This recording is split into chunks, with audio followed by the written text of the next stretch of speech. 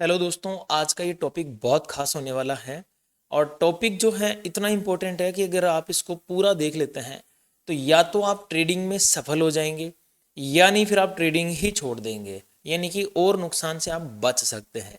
तो देखिए दोस्तों, सेबी ये कहती है कि जो भी ऑप्शन बायर हैं वो 10 में से 9 लोग अक्सर नुकसान करते हैं। तो आज की इस वीडियो में हम ये बात करने वाले हैं कि वो नुकसान क्यों करते हैं और इस नुकसान से हम कैसे बच सकते हैं। तो ये वीडियो जो है, या फिर यूं कहिए कि ये जो पूरी सीरीज है, ये एक तरह से ऑप्शन हेजिंग के ऊपर भी होगी और साइकोलॉजी के ऊपर भी डिपेंड होगी। तो वीडियो को पूरा देखना और गौर से सुनने की कोशिश करना। पूरा वीडियो शिक्षा के उद्देश्य से मैं बना रहा हूँ, कोई बाय सेल का रिकमेंडेशन या कॉल टिप आपको नहीं दे रहा हूँ, इन्वेस्टमेंट की एडवाइस नहीं दे रहा हूँ। तो वीडियो सुनिए, क्या है क्या बात। मैं आपको एक छोटी सी कहानी सुनाता हूँ पहले। देखिए क्या होता है, एक बंदर पकड़ने वाला होता है। आप ये कहानी बहुत बार सुने होंगे लेकिन एक बार फिर से सुन लीजिए। एक बंदर पकड़ने वाला होता है और वो क्या करता है, जहां बंदर रहते हैं ना वहां पे जाता है और एक पहाड़ के ऊपर या कहीं पर भी एक पत्थर के ऊपर एक छोटा सा छेद बनाता है। छेद इतना सा बनाता है कि बंदर का हाथ सीधा उसमें चला जाए। बंदर ये सारी चीजें देखते रहते हैं और उसमें जाके वो बंदा थोड़े से चने डाल देता है। जो सिके हुए चने होता है ना, उसको बंदर उसको बहुत पसंद करते हैं। तो बंदर ये सारी चीजें देखते रहते हैं और वो सीधे बंदर जाते हैं और जाने के बाद में उस होल में हाथ डालते हैं और चने से अपनी मुट्ठी भर लेते हैं। अब बंदर के हाथ में चना आ गया, बंदर को क्या आ गया, लालच आ गया। बंदर उसको छोड़ेगा नहीं और मुट्ठी भरने के बाद में उस होल से उसका हाथ बाहर निकलेगा नहीं। तो बंदर वहीं फंसा रहता है और उस चने के लालच के चक्कर में बंदर को वो जो शिकारी होता है या जो भी बंदर पकड़ने वाला होता है वो कैद कर लेता है। आगे की कहानी जो भी होती है वो होती होगी, लेकिन यहाँ पे कहानी का उद्देश्य क्या है, उद्देश्य ये है कि अगर वो बंदर उस मुट्ठी को खोल देता तो या तो वो आजाद हो जाता, तो उसको दो चीजें मिलती। या तो वो अपनी जिंदगी में बढ़िया खुश रहता, आजाद हो जाता, निकल जाता, या फिर उसको चने मिल जाते, वो पकड़ के बैठा रहता। ठीक है, अब वो चने तो मिले नहीं, अंत में क्या मिली उसको, जेल। अब आपको क्या करना है, ये चने और ये बंदर बंदर क्यों मैं कर रहा हूँ। देखो, हमें बंदर नहीं बनना है, ठीक है, हमें लालची नहीं होना है। सबसे पहली बात, ट्रेडिंग जब भी शुरू करो तो दिमाग में से लालच निकाल दो, हमें लालची नहीं होना है। हम बिल्कुल एक सिस्टमेटिक तरीके से काम करना पसंद करेंगे। अब बात यह आती है कि हम कैसे बच सकते हैं इस नुकसान से। तो देखो, इसका एक तरीका है ऑप्शन हेजिंग। दरअसल अगर मैं बात करूं तो जो ऑप्शन ट्रेडिंग बनाई गई थी ना, वो हेज करने के लिए बनाई गई थी। लेकिन बाद में हमने क्या किया, बहुत सारे यूट्यूब चैनल देखे, बहुत सारे इन्फ्लुएंसर्स देखे, इन्फ्लुएंसर देखे, किसी दोस्त का, पड़ोसी का, पता नहीं कहाँ कहाँ से अड़म दड़म हमने चीज़ें देखी और फेक जो प्रॉफिट के स्क्रीनशॉट्स हैं वो देखे और हम हो गए इन्फ्लुएंस। और उस चक्कर में हम भी ट्रेडिंग करने लगे केवल और केवल ऑप्शन बाइंग। ऑप्शन बाइंग में अक्सर नुकसान ही होता है, बहुत कम चांस है कि आप उसमें प्लस में आ जाओ। तो हेज कैसे करते हैं और इसके लिए कितना अमाउंट लगता है, बिल्कुल लोवेस्ट अमाउंट में, बहुत कम से कम अमाउंट में मैं आपको हेज सिखाने वाला हूं। हेजिंग बहुत सिंपल स्ट्रेटेजी है, अगर आपको बेसिक भी नहीं पता है, कुछ भी नहीं आता है, तो भी आप हेजिंग कर सकते हो। हेजिंग बहुत मतलब यूं मान के चलिए, अब तक जो ट्रेडिंग करते हैं वो 90% लोग हेजिंग करते हैं जो प्लस में है। मैं आपको हेजिंग करना सिखाऊंगा बहुत कम अमाउंट में। ठीक है, तो आप इस सीरीज को पूरा देखना। ये वीडियो यूट्यूब पर भी उपलब्ध रहेगा और मेरी पर्सनल एप्लीकेशन है कृष्णा ट्रेडिंग, वहां पर भी उपलब्ध रहेगा। तो जहां पर भी आप इसको देख रहे हैं, इस वीडियो को पूरा देख के मुझे लाइक, हाइप और सपोर्ट करना, कमेंट करना, ताकि मैं इस सीरीज को आगे बढ़ा पाऊँ। क्योंकि जब तक आप लोग सपोर्ट नहीं करेंगे ना, तब तक मैं भी इसको आगे नहीं बढ़ा पाऊंगा। तो लाइक एंड हाइप धड़ाधड़ से करते रहना। अब चलते हैं हम थोड़ा सा हेजिंग की तरफ, की हेजिंग किस तरह से की जाती है और हेजिंग में क्या क्या होता है।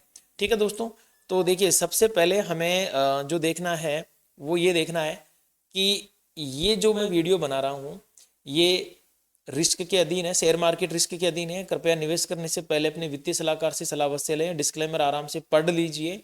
इस चैनल पर दी गई जानकारी केवल शिक्षा और नॉलेज के उद्देश्य से है, इसे निवेश की सलाह न समझें।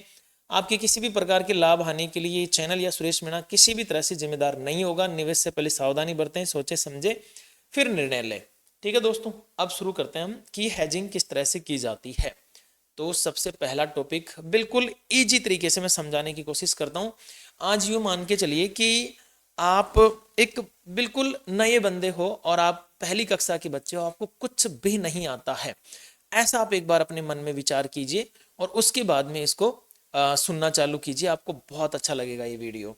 ठीक है, तो देखिए सबसे पहले जो हमारे सामने सवाल आता है कि कॉल क्या है और पुट क्या है। पहला सवाल तो यही उठ के आ जाता है कि कॉल पुट क्या है। तो नॉर्मली इतना तो आप लोग जानते हैं कि जब भी हम किसी चीज को बाय करते हैं ऑप्शन चेन में, तो कॉल को बाय करने के बाद में मार्केट अगर ऊपर जाता है, जैसे निफ्टी, बैंक निफ्टी, सेंसेक्स या कोई भी स्टॉक हो, अगर ऊपर जाता है तो आप वहां पे प्लस में आते हो, और वही कॉल अगर आप आपके नेगेटिव मार्केट चला जाता है, डाउन चला जाता है, तो आप यहाँ पे माइनस में आ जाते हो। इतनी सी चीज तो समझ में आ गई कि कॉल क्या है। कॉल यानी कि जब आप बाय करो तो मार्केट तेजी में जाना चाहिए, ऊपर जाना चाहिए। ये चीज क्लियर है? ठीक है। दूसरा आता है पुट क्या चीज है। देखो पुट का मतलब यहाँ पे सीधा सा है, आपने जो विचार किया है वो ये लगाया है कि मार्केट मार्केट करेगा मंदी, मार्केट जाएगा नीचे, मार्केट गिरेगा। यानी कि अगर मार्केट नीचे जाता है तो आपकी पुट की प्राइस हाई होती है और इंडेक्स या स्टॉक जाता है नीचे। ये ऑप्शंस की बात कर रहा हूं, ये ऑप्शन होते हैं दोस्तों। और ये ऑप्शन क्यों बनाए गए हैं? ये मान के चलो रिलायंस है, रिलायंस अभी 1326 का शेयर चल रहा है, तो आप अगर डायरेक्ट रिलायंस का एक शेयर बाय करने चाहोगे तो आपके अमाउंट कितना लगेगा? 1326। लेकिन ऑप्शन में वहीं आप जाओगे तो आपको 2 रुपये 3 रुपये में मिल जाता है। तो ये ऑप्शंस इसलिए बनाए गए हैं, लेकिन इसमें बहुत सारी कंडीशंस होती हैं, उन कंडीशंस को बहुत सारे जो ट्रेडर्स हैं वो नहीं जानते हैं। ठीक है, तो ये दो चीजें आपकी क्लियर हो चुकी है कि कॉल क्या चीज है और पुट क्या चीज है। बिल्कुल बेसिक से सिखा रहा हूं, मैं जानता हूं आप बहुत इंटेलिजेंट और ये सब चीजें आप जानते हैं, ये मैं जानता हूं, लेकिन फिर भी मैं आपको सिखा रहा हूं। एक बार छोटा बच्चा समझ के अपने आप को सीखने की कोशिश कीजिए। नेक्स्ट आता है बायर्स वर्सेज सेलर्स। ये बड़ा इंपॉर्टेंट रहने वाला है। देखो आगे मैं इसको डिस्कस करने वाला हूं कि बायर्स क्या होते हैं, सेलर्स क्या होते हैं। ठीक है, ये बहुत ही मजेदार चीज होने वाली है, आप सीखोगे इसको आगे जाके कि किस तरह से हम बायर्स और सेलर्स में उलझते हैं और किस तरह से हमारा काम होता है। देखिए यहाँ पे आता है अपना सेकंड पार्ट। अब मैं आपको थोड़ा सा यहाँ पे समझाता हूँ कि कॉल क्या होती है, पुट क्या होती है, कॉल का बायर कौन होता है, सेलर कौन होता है, पुट का बायर कौन होता है, सेलर कौन होता है। थोड़ा समझने की कोशिश कीजिए। जस्ट मैंने अभी थोड़ी देर पहले आपको क्या बताया था कि अगर आप कॉल बाय करते हो, आपने कॉल क्या किया है, कॉल आपने बाय किया है, तो कॉल बाय करने का मतलब है कि मार्केट ऊपर जाना चाहिए तो ही आप यहाँ पे प्लस में आओगे। बात समझ में आई क्या?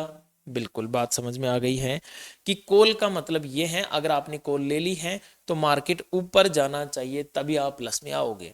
वहीं सेलर क्या करता है, अगर आप बायर हो तो वहीं सेलर क्या करता है, देखो उसने कॉल को सेल कर दी। उदाहरण तौर पे बताता हूं मैं, उदाहरण के तौर पे आपको बताता हूं, यहाँ पे थोड़ा सा उदाहरण के तौर पे बताता हूं आपको। मान के चलो कोई भी एक कॉल है, उसकी प्राइस कितनी है? 100 रुपए, और ये निफ्टी है, निफ्टी चल रही है अभी मान के चलो 25,000। ठीक है, तो निफ्टी 25,000 से उठ के 25,100 चली गई, तो ये जो कॉल का जो प्राइस है ये उठ के कितना चला गया? अंदाजा बता रहा हूं मैं, ऐसे मतलब फिक्स नहीं है, ऐसा ही होगा, मैं एक आपको बस उदाहरण बता रहा हूं। तो कॉल की प्राइस कितनी चली गई भाई? यहां से उठकर 150। ठीक है भाई, यहां पे निफ्टी 100 पॉइंट चल गई तो ये 150 हो गया, ये तो क्लियर है। अब आता है सेलर। सेलर क्या करेगा? सेलर क्या करेगा? सेलर यहां पे अब कॉल को सेल करेगा या पुट को सेल करेगा? कंफ्यूजन यहीं पे हो जाता है, 90% लोगों को कंफ्यूजन यहीं पे हो जाता है। इसको दूर करते हैं चलो। अच्छा एक चीज बताओ, सेल का मतलब बेचा गया है, ठीक है, बेचने वाले की एक हमेशा एक कंडीशन होती है कि इसको खरीदना पड़ता है। बायर को क्या है? बायर को खरीदना नहीं करना पड़ता है, बायर को करना पड़ता है एग्जिट। आपने कभी भी सुना होगा तो एग्जिट करना पड़ता है, लेकर सेलर को क्या करना पड़ता है? बाई करना पड़ता है। जैसे मान के चलो इसने कॉल सेल कर दी, ठीक है, इसने कॉल सेल कर दी यहाँ पे 100 रुपए पे, और कॉल सेल करने के बाद में मार्केट में आ गई तेजी, तो ये जो सेलर है ना, इसको अब घाटा होगा। कैसे घाटा होगा? देखो बायर को तो क्या होगा, बायर तो आएगा प्लस में, लेकिन सेलर जाएगा माइनस में। कैसे जाएगा? इसने कोई चीज 100 रुपए पे सेल की और उसकी कीमत बढ़ के कितनी हो गई? 150, मान के चलो 150 हो गई, तो इसको 50 पॉइंट का क्या हो रहा है? घाटा हो रहा है। अब आप कहोगे कि यार ये क्या बात हुई, आपने तो बताया था कि सेलिंग में कुछ ज्यादा अच्छा काम होता है, लेकिन यहाँ पे तो आप बता रहे हो कि घाटा हो रहा है। बिल्कुल घाटा भी होता है, लेकिन इसका डबल फायदा होता है, मैं आपको आगे बताऊंगा। इसके डबल फायदे होते हैं क्योंकि इसके पैसे ज्यादा लगते हैं ना, अमाउंट ज्यादा लगता है, तो फायदा भी इसका डबल होता है। कैसे होता है वो मैं आपको आगे समझाने वाला हूँ। फायदे का मतलब यहां से आप पैसे कमाना ना समझे, यहाँ पे मैं बताऊंगा कि आपका डबल बचाव होता है, कहीं आप बातों को गलत ले जाएं, क्योंकि आप भले ही नहीं लेके जाएं, यूट्यूब कई बार इन बातों को गलत ले जाती है। तो मैं यूट्यूब से भी रिक्वेस्ट करता हूँ कि भाई बातों को गलत ना समझें, ठीक है। अब इस सेलर को कब फायदा होगा मैं बताता हूँ आपको। सेलर को तब फायदा होगा, इसने मान के चलो कोई कॉल सेल की 100 रुपए पे, अंदाजन ये मान के चलो इसने कॉल सेल कर दी 100 रुपए पे। अब मार्केट यहां से धीरे धीरे डाउन आने लग गया, ठीक है, डाउन आने लग जाता है मार्केट, तो कॉल की वैल्यू क्या होने लग जाती है, गिरने लग जाती है। तो इसने मान के चलो यहाँ पे कॉल सेल की 100 रुपए पे, अब कॉल की वैल्यू मान लो धीरे धीरे डाउन हो रही, डाउन होते होते कितने पे आ गई, 50 पे आ गई। तो 50 पे आने पर ये कॉल को क्या कर लेगा, वापस बाय बैक कर लेगा। बाय बैक का मतलब कर लेगा ये इसको बाय कर लेगा। तो यहाँ पे इसके खाते में कितने पॉइंट आएंगे भाई, 50 पॉइंट आएंगे, ठीक है। इसको बाय करना पड़ता है दोबारा से। अब इसके पास एक प्लस पॉजिटिव पॉइंट क्या होता है कि ये जब सेल करता है ना तो इसको टाइम डीके भी मिलता है, मैं आपको आगे समझाऊंगा। सेम सिनेरियो यहाँ पे पुट में होता है, same to same scenario. Put का मतलब क्या होता है, देखो अगर आप पुट के बायर हो तो इसका मतलब ये हो गया कि जब मार्केट नीचे गिरेगा तो आप प्लस में आओगे, क्योंकि आपने क्या किया है, पुट को बाय किया है, ठीक है। बात क्लियर है कि नहीं है। अब यहाँ पे कोई सेलर है, मान के चलो इसने क्या कर दिया, पुट को कर दिया सेल। अब मान के चलो इसने पुट को कर दिया 100 रुपए पे सेल कर दिया, और मार्केट नीचे गिरता गया गिरता गया गिरता गया गिरता गया। तो अब बताओ इसको प्रॉफिट होगा कि नुकसान होगा, बताओ, सोचो, कमेंट करो एक बार। आप कहोगे कि इसको नुकसान होगा, क्यों? क्योंकि देखो सेल करने के बाद में कीमतें बढ़नी नहीं चाहिए, कीमतें घटनी चाहिए, तभी तो फायदा होता है सेलर को। कीमत घटनी चाहिए। अगर मान के चलो ये यहाँ पे सेल कर दिया 100 रुपए पे किसी चीज को, मैं अभी पुट की बात कर रहा हूं इधर, इसने 100 रुपए पे किसी चीज को सेल कर दिया और मार्केट यहां से पुट में ही चला गया मान के चलो, तो फिर भाई इसकी तो कीमत बढ़ जाएगी। तो कीमत बढ़ जाएगी तो इसको तो नुकसान होगा। तो फिर पुट सेलर के पक्ष में मार्केट कब है, जब मार्केट तेजी करे। जैसे ही मार्केट तेजी करेगा तो ये जो सेलर है, ये यहाँ पे ये जो पुट है इसकी कीमत घटने लग जाएगी, और घट घट कर किसके खाते में जाएगी भाई, सेलर के खाते में। हो सकता है आप ये मामला आपको बहुत टफ लगा हो, तो एक बार वीडियो को रिवाइंड करके देख लेना, समझ में आ जाएगा। कोई भयंकर चीज नहीं है, कोई रॉकेट साइंस नहीं है, आराम से समझ में आने वाली चीज है, ठीक है। अब बात करते हैं यहाँ पे थोड़ा सा और सेम ही चीज है जो मैंने आपको भी समझाई कि अपसाइड मोमेंटम, जब अपसाइड मोमेंटम होता है तो किस किस को फायदा होता है, गौर से सुनना। अगर आपने कॉल को बाय कर रखा है और मार्केट अपसाइड में मोमेंटम करता है तो इसको फायदा होने वाला है। बात समझ में आई क्या? अगर आपने पुट को सेल कर रखा है, अब समझ लेना अच्छी तरह से, तो भी अपसाइड मोमेंटम होने पर पुट सेलर को फायदा होगा। बात समझ में आ गई होगी। अब बात करते हैं सेलर को कॉल। अगर आपने कॉल को सेल कर रखा है, कॉल को सेल कर रखा है, तो डाउन साइड मोमेंटम होने पर कॉल सेलर को फायदा होगा, ठीक है। वहीं पर अगर मान के चलो डाउन साइड में मोमेंटम हो रही है तो यहां पर जो पुट का बायर है इसको फायदा होगा। क्लियर? ये दो चीजें तो आपकी क्लियर हो गई। अब बात आता है अगर मार्केट साइडवेज या रेंज बाउंड हो गया तो किसको फायदा होगा? तो देखो बायर यहां से कट है, बायर की यहां पे कोई वैल्यू नहीं है, बायर को इस कंडीशन में केवल और केवल लॉस होगा, इसको केवल और केवल लॉस होगा। तो फिर प्रॉफिट किसको होगा? प्रॉफिट होगा सेलर को। दो व्यक्ति हैं यहाँ पे, बायर और सेलर। प्लीज मेरी बातों को गलत मत ले जाना। बाय और सेलर यहाँ पे मैं ये जो भी शब्द बोल रहा हूँ ना, प्रॉफिट लॉस, ये केवल शिक्षा के उद्देश्य से बोल रहा हूँ।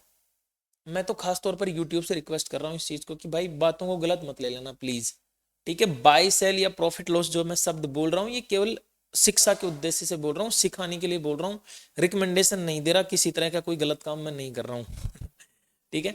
सो यहाँ पे हमारा ये चीज समझ में आ गई। अब ये जो सेलर है ये क्यों फायदे में रहेगा, इसके पीछे भी एक कारण है, मैं बताता हूँ आपको।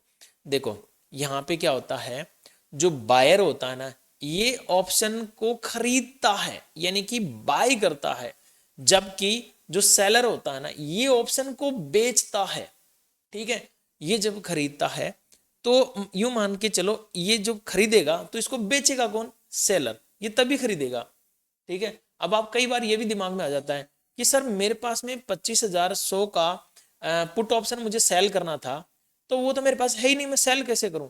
कर सकते हो, आप कर सकते हो। यहां पे आपका मार्जिन ज्यादा लगता है, बस सेल कर सकते हो आप लेकिन मार्जिन ज्यादा लगता है। इस मार्जिन को कैसे कम कर सकते हैं, इस मार्जिन को इसके आसपास कैसे लेके आ सकते हैं, इसके आसपास कैसे लेके आ सकते हैं, वो मैं आपको आगे सिखाने वाला हूँ इस वीडियो में, चिंता ना करें। तो यहां पर आप अगर एक देसी और शुद्ध भाषा में समझे तो यूं समझो कि मान के चलो कोई भी ऑप्शन है, एक्स प्राइस उसकी चल रही है, एक्स का मतलब वहां पे उसकी प्राइस चल रही है 100 रुपए। तो अगर इसको आपको बाय करना होगा तो कितने में बाय होगा, ये 100 रुपए में होगा। लेकिन अगर इसको बेचना होगा तो क्या ये 100 रुपए में ही सेल होगा? या फिर मैं आपको एक लोट साइज के तरीके से भी समझाता हूँ, शायद मैंने आगे एक पीपीटी बनाई होगी तो मैं देखता हूँ। हाँ, यहाँ पे देखते हैं। ठीक है, ये मान के चलो यहाँ पे आपने अभी हमारी निफ्टी का 65 का लोट है, तो इसको अगर हम बाय करते हैं पुट को, तो यहाँ पे हमारे मैक्स टू मैक्स यही लगने वाला है।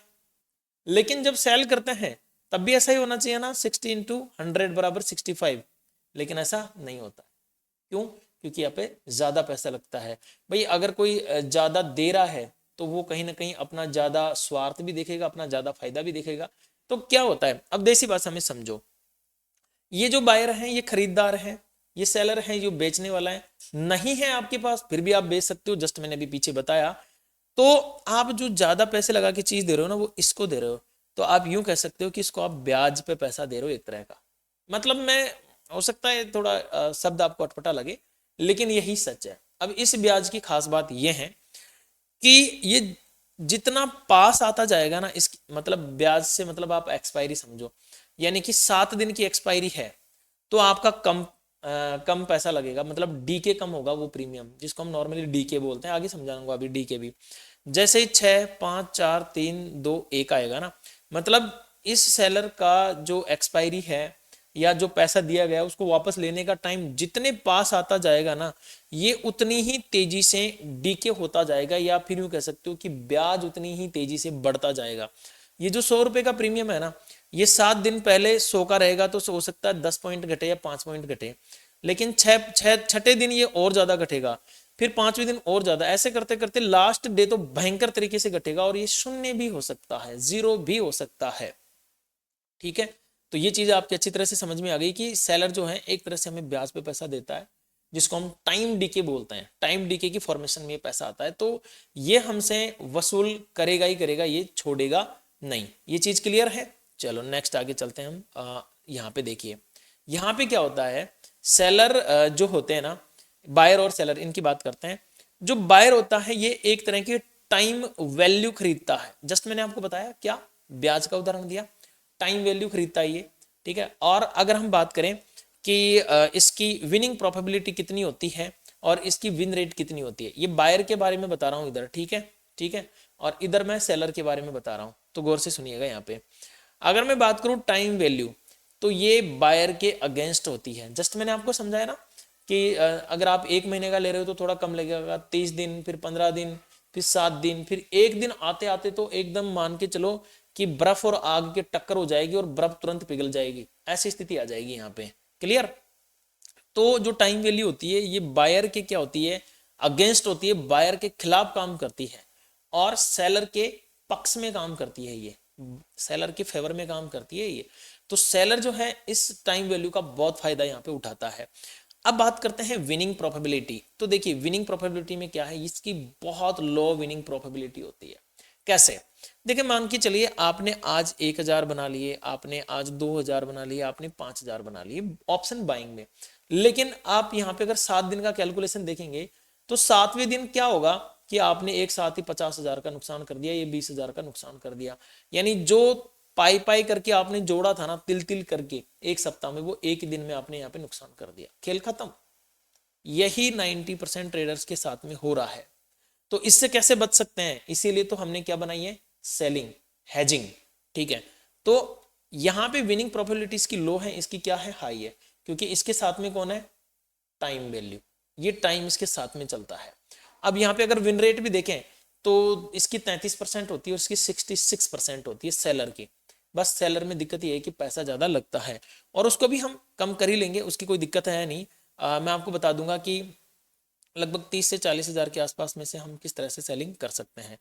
अब देखो बात करते हैं यहाँ पे कुछ चीजों की, और बायर को सबसे इंपॉर्टेंट क्या तैयारी करनी पड़ती है, साइकोलॉजी की। अगर आपकी साइकोलॉजी कमजोर है, जस्ट मैंने अभी एक कहानी सुनाई थी आपको बंदर वाली, ठीक है, जस्ट इससे पहले बंदर वाली कहानी सुनाई ना, अगर आपकी साइकोलॉजी कमजोर है, आप थोड़ा सा भी डरते हो, थोड़ा सा भी आपकी दिल की धड़कनें बढ़ती हैं बाय करने के बाद में, तो आपको ट्रेड नहीं करना चाहिए, क्योंकि पहले आपको फिर साइकोलॉजी पढ़नी चाहिए अगर आप बायर हो तो। क्लियर? यानी कि अगर आप बाइंग करने चाह रहे हैं तो आपको हजारों तैयारियां करनी ही पड़ेगी, बहुत सारी तैयारियां करनी पड़ेगी।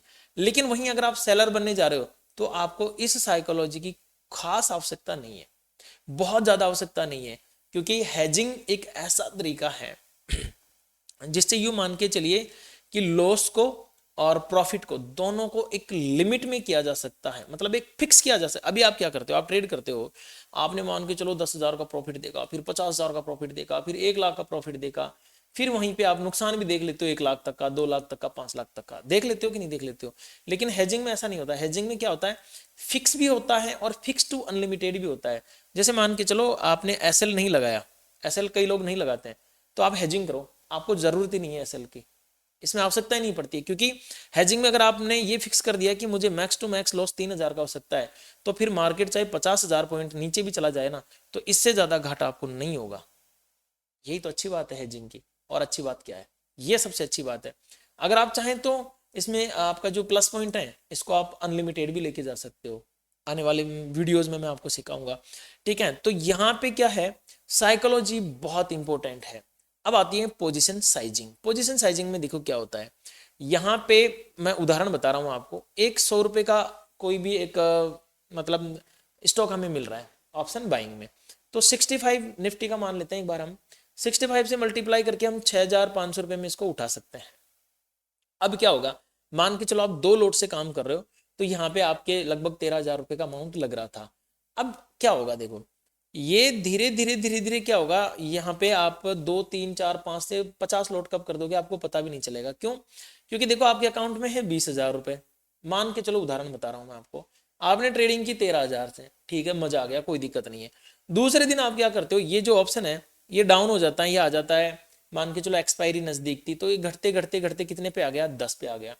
अब आप क्या करोगे, यहाँ पे आप देखोगे कि यार हमारे एक लोट पे तो आज 650 ही लग रहे हैं, तो क्यों ना आज हम जो ये 10 वाला प्रीमियम है इसके थोड़े से ज़्यादा लोड कर दें। कितने लोड किए जाएं, फिर चलो आज तो थोड़े से और ज़्यादा लोड कर देते हैं, और किसी दिन 10 लोड, और किसी दिन 15 लोड, किसी दिन 20 लोड आप कर देते हो। और उस स्थिति में आपको यही नहीं पता चलता है कि ये जो रूल था ये ब्रेक हो चुका है और ये यहाँ पहुंच चुका है। और फिर देखो उस दिन क्या होता है, जिस दिन ये प्रीमियम कम होता है ना, उस दिन वैसे ही मार्केट फ्लक्चुएट करता है और टाइम डीके होता है, तो अंततः आपका जो पूरा अमाउंट है ना वो लॉस में बदल जाता है और घाटा हो जाता है यहाँ पे। तो अब क्या करना है, इसमें एक तो पोजीशन साइजिंग फिक्स नहीं है, क्योंकि कर ही नहीं सकता बंदा, कितनी कोशिश कर ले। हाँ भाई, जो अच्छे ट्रेडर हैं वो तो करते ही हैं अपने आप को मैनेज, लेकिन एक नॉर्मल ट्रेडर इसको बर्दाश्त नहीं कर पाता है। वो कभी 10 लोट तो कभी 20 लोट। ये मैं तो यूँ कहूंगा कि यहाँ पे हीरो जीरो किंग भी आते हैं कई, जो केवल हीरो जीरो ही करते हैं, उनको और कोई मतलब ही नहीं है। तो यहाँ पे पोजीशन साइजिंग जो है वो फिक्स नहीं होती है। सेलर के पास में पोजीशन साइजिंग फिक्स है। क्यों? क्योंकि यहाँ पे पेमेंट ही लाखों में लगता है। मान के चलो आपके अकाउंट में 40,000 है, तो आप फिर 1-2 लोट से काम कर पाओगे ना। 30,000 है तो 1-2 लोट से काम करना कर सकते हो। 1 लाख है तो 2 लोट पे चले जाओगे। 10 लोट लेने हैं तो आपको बहुत ज्यादा अमाउंट चाहिए। तो यहाँ पे सेलर के पास में क्या है, एक पोजीशन साइजिंग फिक्स है, एक रूल बन जाता है, ऑटोमेटिक बन जाता है रूल। वो नहीं बनाए तो भी रूल बन जाता है। क्या ही कर लोगे भाई, जब हाथ में पैसा ही नहीं रहेगा तो क्या कर लोगे आप। तो ऑटोमेटिक रूल बन जाता है यहाँ पे, ठीक है। दूसरा, इसमें देखो क्या होता है, इसमें रिस्क मैनेजमेंट नहीं होता है बायर के पास में। वो कितने भी लोट से ट्रेड करता है, कितना भी नुकसान देख लेता है और कितना भी प्रॉफिट भी देख लेता है। कैसे? मान के चलो आज एक दिन की बात बता रहा हूँ, फर्स्ट एक्सपायरी पे आपने एक 10 रुपए का प्रीमियम बाय किया और वो 10 रुपए का प्रीमियम यहाँ पे 0 हो गया, तो आप कहोगे कि यार बेकार काम हो गया। फिर किसी दिन आपने 90 रुपए का प्रीमियम बाय किया और वो भाई साहब 10 रुपए पे आ गया, और 10 रुपए से यहाँ से उठ के वो किसी दिन चला गया 120, या यूं कर दो कि 200 चला गया। तो इस दिन आपकी साइकोलॉजी खत्म, आपका रिस्क मैनेजमेंट सिस्टम खत्म। क्यों? क्योंकि आपने क्या देखा कि 90 से शुरू होकर 10 का लो लगा के 200 पे क्लोज हो गया। अगर आप 10 पे काट देते तो आपको तो बहुत भयंकर घाटा हो जाता। तो आपका जो दिमाग है ना, दिमाग या दिल, अगली बार क्या बोलेगा कि नहीं यार, कल भी ऐसा ही हुआ था, कल भी मैंने 100 रुपए की चीज बाई की थी और वो 50 तक आई थी या 10 तक आई थी और उसके बाद में 200, 250, 300 हो गई थी। मेरे साथ तो रोज यही होता है, तो आज भी ऐसा ही हो जाएगा। और उस दिन क्या होता है, आपके पास में पूरा अमाउंट लगा होता है और उस दिन लंका लग जाती है और पूरा अमाउंट आपका क्या हो जाता है, जीरो। बात समझ में आई? इसीलिए यहाँ पे रिस्क मैनेजमेंट होता ही नहीं है। सेलर के पास रिस्क मैनेजमेंट है, कैसे है, सेलर बिना हेजिंग की काम करेगा ही नहीं। क्योंकि मान के चलो आपने 100 का प्रीमियम उठाया तो ये मैक्स टू मैक्स क्या हो सकता है, 0, इससे ज्यादा क्या होगा, 0 हो जाएगा। ठीक है, 0 के खत्म हो जाएगा।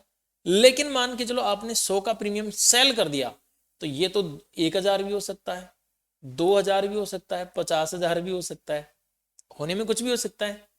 ठीक है, तो इसको तो बाय बैक करना ही पड़ेगा। तो इसकी तो फिर लग गई बहुत तगड़ी तरीके से लंका। तो ये क्या करता है, इसको हैज करता है।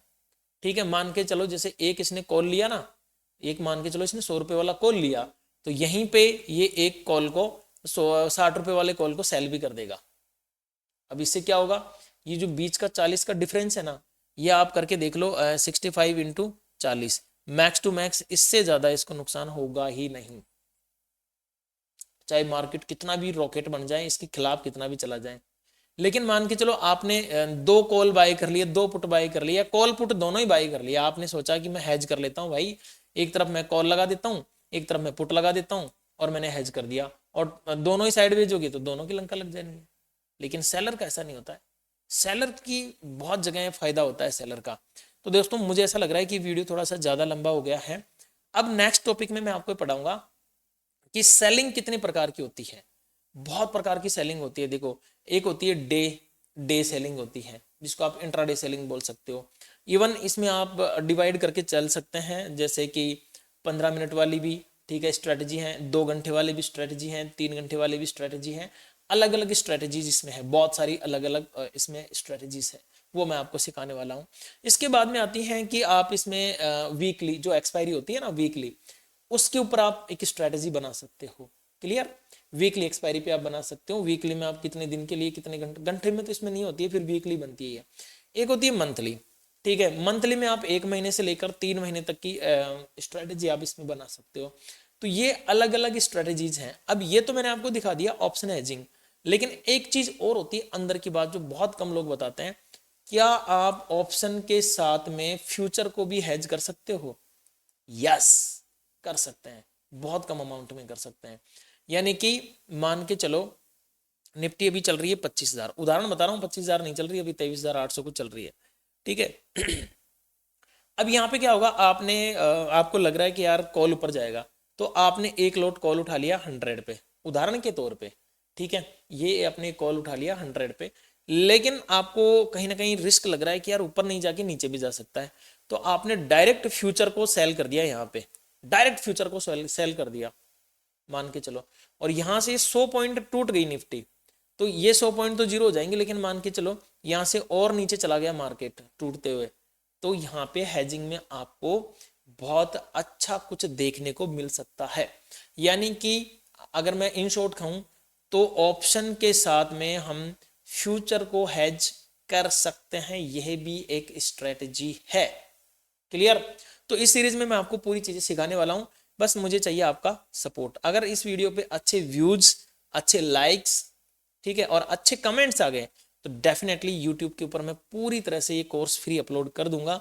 अदरवाइज एप्लीकेशन के ऊपर तो आपको मिलेगा ही मिलेगा। एप्लीकेशन कहाँ मिलेगी, देखो आपको लिंक, एक टेलीग्राम का लिंक मिल जाएगा। टेलीग्राम का लिंक मैंने डिस्क्रिप्शन में भी दिया हुआ है और कमेंट बॉक्स में भी पिन किया हुआ है। फ्री टेलीग्राम आप आराम से ज्वाइन कीजिए और सीखते रहिए और लोगों को भी सिखाते रहिए। अगेन मैं आपसे कहूँगा कि प्लीज़, वीडियो में मैंने बहुत बार बाई और सेल शब्द का यूज किया है, बहुत बार मैंने लॉस और प्रॉफिट का भी शब्द का इस्तेमाल किया है, प्रॉफिट शब्द का भी इस्तेमाल मैंने किया है।